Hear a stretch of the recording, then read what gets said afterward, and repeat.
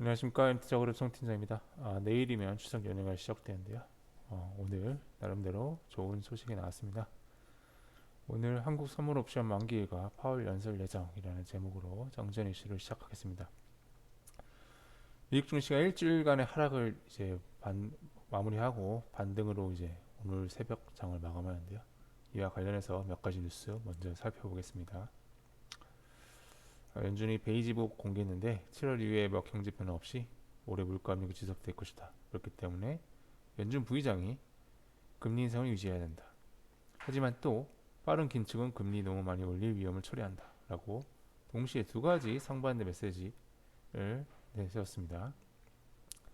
그래서 뉴욕 증시는 이 부의장의 다른 발언, 후자 발언에 주목하면서 2% 상승 마감하였는데요. 또한 유럽에서는 치열하게 세계문의 전쟁이 펼쳐지고 있죠. 푸틴은 유가 상한제 참여국에는 가스도 석유도 없다라고 발언하였고요. 이유는 러시아산 가스도 가격 상한세 제한할 것이다 라고 발언하였습니다. 한 발 더 푸틴은 우크라이나 곡물 수출을 다시 제한할 것이다 라고 언급하였습니다. 그래서 유럽은 에너지난, 러시아는 저장공급 부족이라는 치킨 게임 진행 중입니다. 이와 와중에 중국이 수출이라든지 이런 여러 데이터가 좋지 않게 나오면서 국제유가는 8개월째 최저치 폭락을 기록하고 있습니다. 아무튼 미증시는 일주일간의 하락을 끝내고 반등 마감하였고요. 전반적으로 NS 섹터를 제외하고 전반적으로 반등하는 모습입니다. 여전히 심리지수는 공포 유지하고 있고요.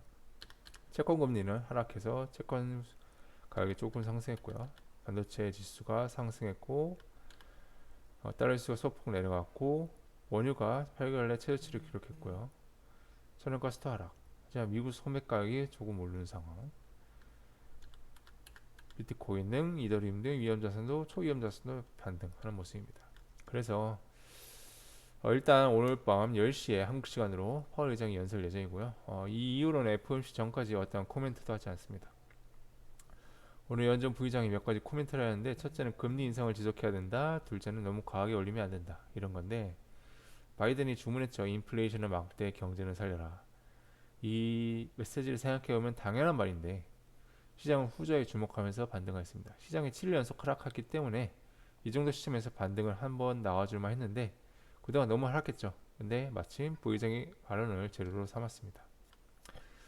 유럽 천연가스 가격이 다시 반등을 하락을 했는데요. 급 하락을 했는데 경기 침체가 기본 베이스인 상태에서 이와 러시아가 치킨 게임 시작하였고요. 푸틴은 가스도 원유도 수출도 막을 것이다 라고 언포했고 이유는 가스도 상한제를 실시하겠다고 강경으로 나아가는데 실상은 유럽은 중국, 인도, 중동으로부터 러시아산 가스 수입하고 있습니다. EU 정책은 러시아의 가격 협상력을 약화시켜서 자금줄을 조이겠다. 즉 가스와 원유를 싸게 팔 수밖에 없게 만들겠다라는 뜻이고 러시아는 EU를 에너지로부터 말라주이겠다는 뜻입니다.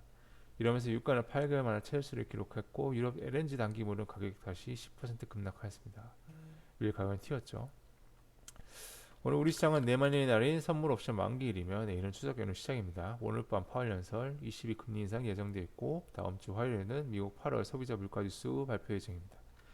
미국이 오늘도 빠졌다면 우리 시장은 아마 갭 하락 후에 저가 매수가 들어와 반등했을 가능성이 높습니다. 이런 식으로요.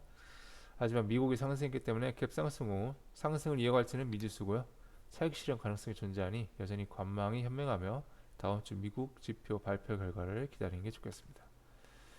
시장 주목 관련 섹터로 관망인데 전체적으로 관망이며 반도체, IT, 인터넷, 바이오, 뭐 여기서 비료, 사료 뭐 이런 것들을 제시할 수 있겠고요. 종목 기타 뉴스에서 애플이 이렇게 공개를 했고요. 자신만의 최신형 바이오닉 칩을 또 공개했다고 합니다. 그리고 일시적 이슈티자 종부세 완화가 되었고요. 부동산 가격을 유지하기 위해서 정부가 굉장히 노력을 하고 있고 KT 현대차, 현대오비스가 7,500원의 지분 교환을 맞교환하였습니다. KT 현대오비스와 동맹을 맺었는데 표면적으로는 UAM 즉 도시명 항공 교통 부분에서 협력하기로 했다고 하죠. 지배구조라는 속사정이 있겠지만 재료가 나오길 원하는 시장에서 이런 UAM 테마가 오늘의 대안이 될 수 있겠습니다. 그래서 오늘의 일정으로는 파월이 연준이 베이지북 공개를 했고요. 선물 옵션 만기일이고 유럽 중앙은행 기준금리 결정이고요.